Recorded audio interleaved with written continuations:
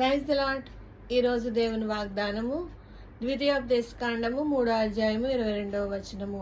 మీ దేవుడైన యెహోవా మీ ఎదుట యుద్ధము చేయవాడు గనుక వారికి మీరు భయపడవద్దని చెప్పి తిని.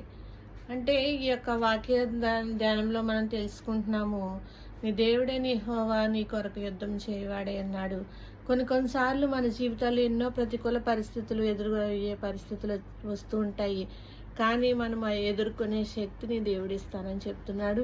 అదేవిధంగా మన ఎదుట యుద్ధాన్ని చేయడానికి ఆయన సిద్ధంగా ఉన్నాడని చెప్తున్నాడు.